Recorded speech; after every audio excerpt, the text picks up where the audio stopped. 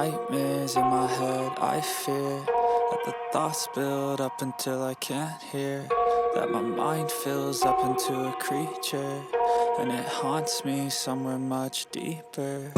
Anxiety, filling up every space, no privacy, and silently, it could build and build until you... Salam sejahtera Malaysia, denyut nadi suara rakyat bergema di channel ini. Berita terkini secara rasmi, Perikatan Nasional menang besar di PRK Kemaman dengan juga Ahmad Samsuri, Menteri Besar Terengganu, dijulang sebagai calon Perdana Menteri untuk Parti PAS. Pada 8.30 malam tadi, Setiausaha Agung UMNO Ashraf Wajdi Dusuki akhirnya tampil dan mengucapkan tahniah kepada PAS atas kemenangan mereka. Dia berkata kemenangan Perikatan Nasional itu walau bagaimanapun tidak akan mengubah Kerajaan Perpaduan yang masih mempunyai 152 ahli parlimen, manakala pembangkang kekal dengan hanya 69 ahli parlimen sahaja. Katanya sekarang boleh fokus segala usaha membela kebajikan rakyat dan memacu kembali ekonomi negara. Tambahnya lagi, buat semua pengundi setia Barisan Nasional, terima kasih banyak kerana masih meyakini perjuangan ini, tulisnya di laman Facebooknya.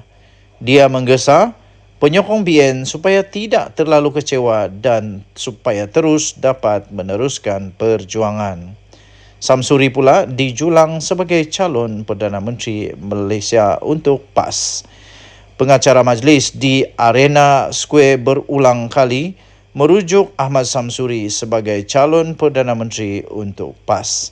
Ahmad Samsuri yang kini telah berusia 53 tahun, kini menggalas jawatan Menteri Besar Terengganu untuk penggal kedua. Berasal dari Besut, Samsuri memiliki PhD dalam bidang kejuruteraan aeroangkasa. Dia pernah menjadi pensyarah universiti dan menjadi terkenal apabila berkhidmat sebagai setiausaha politik Presiden PAS Abdul Hadi Awang pada 2018 ketika berusia 38 tahun. Dikenali dalam kalangan PAS sebagai Dr. Sam, dia menyertai jawatan kuasa PAS Pusat pada 2009 dan dipilih sebagai Naib Presiden PAS pada 2019. Berdasarkan pengiraan Malaysia kini menggunakan angka tak rasmi, Ahmad Samsuri dari PN telah memenangi pilihan raya kecil. Walau bagaimanapun, oleh sebab Ashraf Wajdi Dusuki telah pun mengucapkan tahniah kepada PAS di atas kemenangan mereka, bolehlah dianggap sebagai secara rasmi PAS telah menang di PRK Kemaman. Tahniah diucapkan untuk PAS.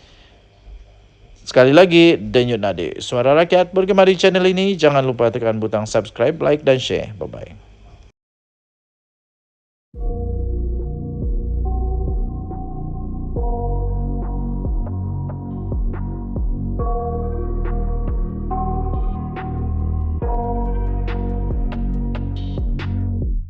I got nightmares in my head, I fear that the thoughts build up until I can't hear, that my mind fills up into a creature, and it haunts me somewhere much deeper. Anxiety, filling up every space, no privacy, and silently, it could build and build until you... Salam sejahtera Malaysia, denyut nadi suara rakyat bergema di channel ini.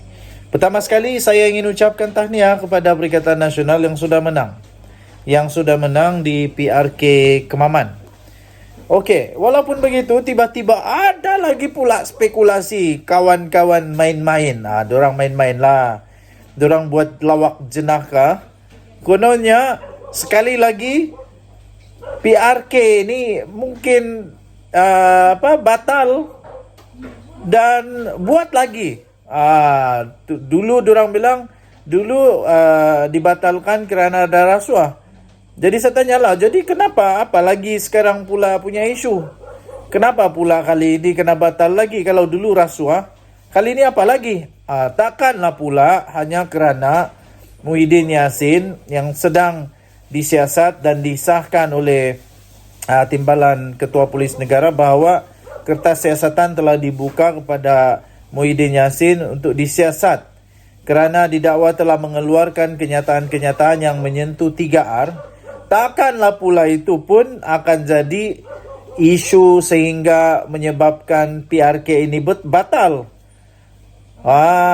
Takkanlah pula, saya kata dengan kawan-kawan. Tapi mereka kata, mana tahu rasuah lagi. Tidaklah, kali ini saya rasa terbukti bahawa di Kemaman memang Perikatan Nasional kuat. Ternyata semua undian-undian secara terbuka di dalam channel saya yang saya buat untuk PRK Kemaman ini ternyata terpesong tersalah lah. Dan PN bukan saja mengekalkan kemenangan tapi juga telah membuatkan majoriti jauh lebih besar daripada sebelum ini. Jadi bolehlah dikatakan pada ketika ini Kemaman ini adalah kubu kuat Perikatan Nasional, kubu kuat untuk PAS, ya. Jadi adakah selepas ini pula Menteri Besar Terengganu ini seperti yang disuarakan oleh Mahathir yang kata dia ini layak jadi Perdana Menteri, kemudian Muhyiddin pun kata dia ada kualiti menjadi Perdana Menteri, adakah akan jadi kenyataan ataupun kualiti yang Muhyiddin nampak dia itu jadi Perdana Menteri adalah seperti kualiti dia yang ramai orang kata dia ini PM gagal, Perdana Menteri gagal Malaysia, Muhyiddin Yassin. Walaupun saya tidak setuju dia gagal, tapi ramai orang cakap dia gagal lah. Kasihan juga kepada Muhyiddin Yassin. Jadi Perdana Menteri yang amat pendek. Sekejap saja sudah pun terpaksa lepas jawatan kerana rakan dalam kerajaan sendiri tidak lagi percaya dia sebagai Perdana Menteri dan akhirnya dia terpaksa letak jawatan. Okey, jadi spekulasi, tetap spekulasi, tapi saya harap spekulasi ini tidak benar. Saya harap spekulasi ini adalah spekulasi yang tidak benar. Kerana jangan lagi lah ada PRK lagi, jangan lagi, tolonglah. Dan tolonglah jangan lagi ada rasuah dalam pilihan raya. Membazir duit Malaysia, membazir duit negara. Ingat berapa ringgit mau buat PRK, ingat sikit-sikit. Kalau PRK punya duit itu dibuat untuk bantu rakyat miskin, berapa ribu orang boleh dibantu? Berapa ramai pelajar-pelajar miskin dapat dibantu. Jadi saya tolak spekulasi ini. Dan saya juga berharap semoga spekulasi ini tidak benar. Walaupun hanya main-main, lawak jenaka, melawak kawan-kawan buat joke sebenarnya. Tapi walaupun joke, saya dengan serius menolak joke ini daripada berlaku kenyataan. Saya tidak setuju kalau ada lagi PRK. Saya tidak setuju kalau ada lagi. Dan harap-harap tiada lagi lah rasuah dari siapa-siapalah. Tiada lagi rasuah. Hentikanlah rasuah. Kalau main dengan jujur. Kalau main politik yang baik. Jangan buat politik yang berdosa. Tiada guna menang kalau hanya rasuah. Tapi ini terbukti bukan rasuah, boleh menang. Tahniah diucapkan.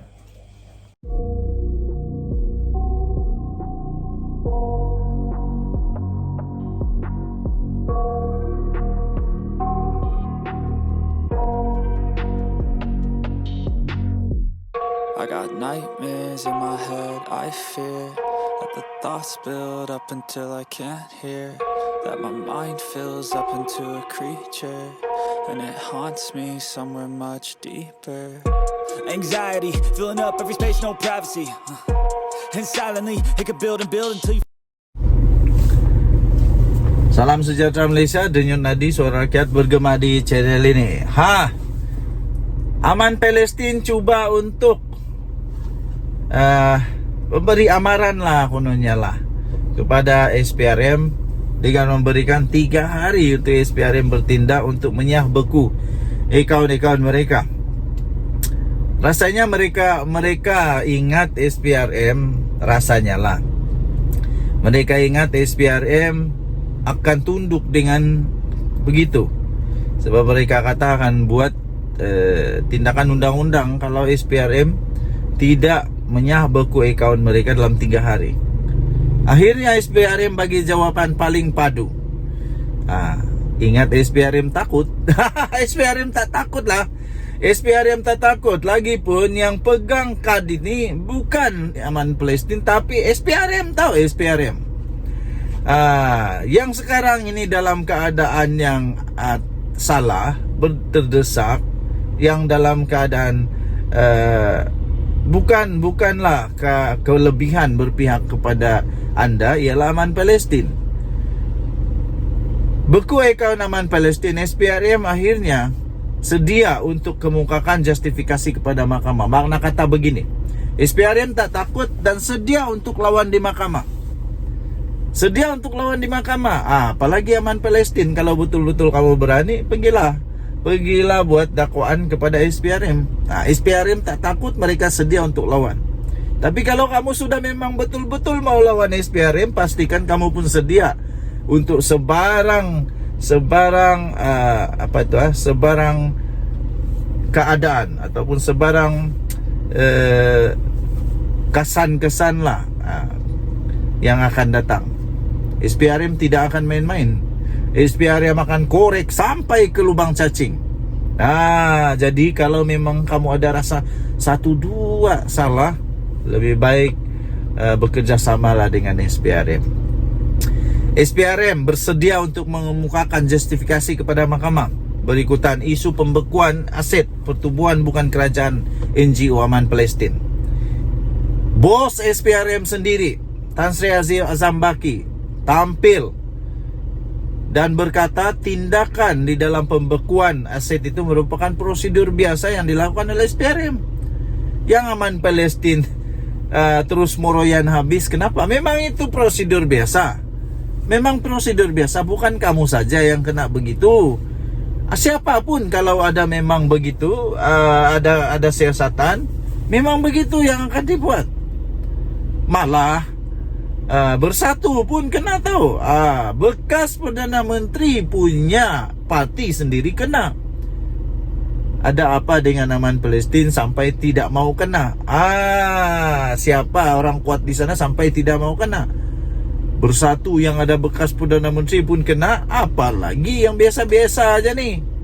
Jadi janganlah nak perasan yang kamu ni special sampai tidak boleh untuk disiasat, tidak boleh untuk diambil tindakan oleh SPRM mengikut prosedur. Ini prosedur biasalah, bukan ada sebarang niat jahat ke tidak. SPRM menjalankan siasatan secara profesional dan adil tanpa sebarang niat jahat atau ada apa-apa prasangka buruk pada mana-mana pihak. Betul tuh. Terpulanglah kepada mana-mana pihak untuk mengambil tindakan undang-undang sekiranya mereka berasa ada keperluan untuk berbuat demikian. Jadi SPRM sedia untuk mendedahkan kepada mahkamah justifikasi mengapa pembekuan aset itu dibuat. Katanya dalam satu kenyataan pada Selasa. Jadi apalagi? Ini lampu hijau nih. Kalau berani pergi saman ataupun pergi saman SPRM, pergi dakwa SPRM kalau beranilah. Tapi pastikan kamu betul-betul boleh menang. Kalau tidak, nanti kamu sendiri yang susah. Jelas bos SPRM ini tindakan membeku aset ini juga selaras dengan undang-undang yang sedia ada terhadap mana-mana siasatan jika dia perlu. Ini Section 44(1) saya beritahu. Tindakan pembekuan aset bagi membantu siasatan adalah berdasarkan Section 44(1) ini. Yaitu AMLA TF PUAA 2001 yang memberi kuasa kepada suatu agensi penguat kuasa untuk mengeluarkan perintah membekukan harta mana-mana orang. Ia adalah tindakan yang biasa dijalankan dalam mana-mana siasatan sekiranya ada keperluan, katanya. Mengulas lanjut, Azam menegaskan SPRM telah dipertanggungjawabkan dan memikul amanah untuk melakukan siasatan secara adil dan tegas berhubung apa jua isu penyelewengan dan penyalahgunaan kuasa, terutamanya kes berkepentingan awam yang melibatkan ketirisan dana. Inilah tugas tanggung jawab SPRM. Mereka tidak mau ada dana duit orang ramai yang disalahguna, ada ketirisan. Ini duit orang tahu. Orang bagi derma, orang bagi sedekah. Jadi jangan main-main. Kononnya Aman Palestin pada Isnin yang lalu memberi tempo 3 hari kepada SPRM untuk menyah beku. Lepas itu Muhammad Rafiqi Rashid Ali, peguam yang mewakili NGO itu, kata mereka bakal mengambil tindakan undang-undang sekiranya SPRM gagal mematuhi tempo yang telah diberikan.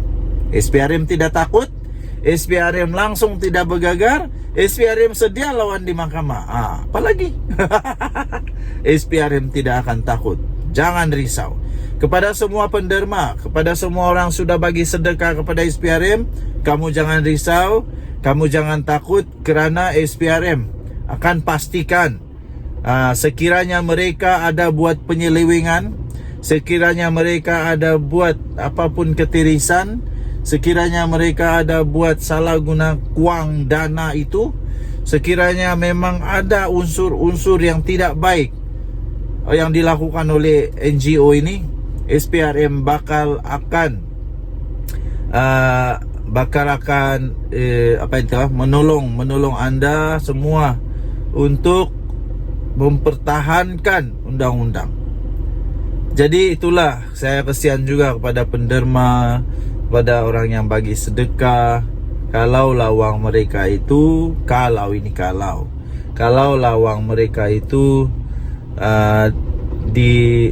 disalahguna, ada ketirisan, tidak sampai seperti yang sepatutnya, saya kesian jugalah.